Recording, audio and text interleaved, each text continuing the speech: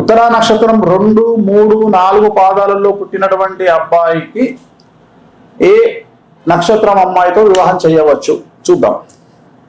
అబ్బాయిది ఉత్తర 2, 3, 4 పాదాలు అయితే అమ్మాయిది అశ్విని నక్షత్రం 11 పాయింట్లు పనికిరాదు, భరణి నక్షత్రం పనికిరాదు, కృత్తికా నక్షత్రం పనికిరాదు, షష్టాష్టకాలైనవి కాబట్టి కృత్తికా నక్షత్రం 2, 3, 4 పాదాలు పనికి వస్తాయి. రోహిణి 25 పాయింట్లు పనికి వస్తుంది. మృగశిర 1, 2, 3, 4 చాలా బాగుంది. ఆరుద్ర 24 పాయింట్లు చాలా బాగుంది. పునర్వసు 1, 2, 3 23 పాయింట్లు చాలా బాగుంది. పునర్వసు 4వ పాదం పనికిరాదు. పుష్యమి 26 పాయింట్లు చాలా బాగుంది. ఆశ్లేష 20 పాయింట్లు పనికిరాదు. మఖా నక్షత్రం 15 పాయింట్లు పనికిరాదు. పుబ్బ నక్షత్రం 23 పాయింట్లు పనికిరాదు.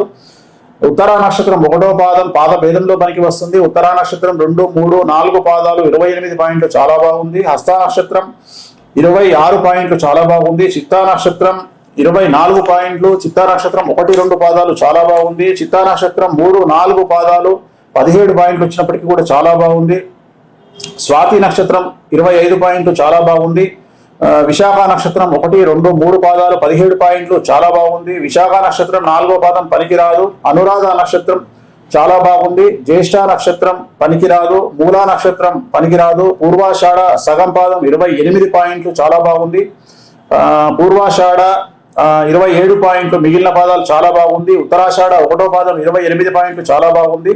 ఉత్తరాషాఢ 2, 3, 4 పాదాలు కనుక చూసుకున్నట్లయితే జాతకాలలో 26 పాయింట్లు వచ్చినప్పటికీ కూడా సంతాన స్థానాన్ని చూసి వివాహం చేయాల్సి ఉంటుంది.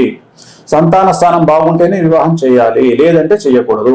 శ్రవణ నక్షత్రము 1.5 పాదము 24 పాయింట్లు బాగుంది. శ్రవణ నక్షత్రం 1.5 నుండి 4 పాదాలు 23 చాలా బాగుంది. ధనిష్ట 1, 2 పాదాలు పనికిరాదు. ధనిష్ట 3, 4 పాదాలు పనికిరాదు. శతభిషం పనికిరాదు. పూర్వభాద్ర పనికిరాదు.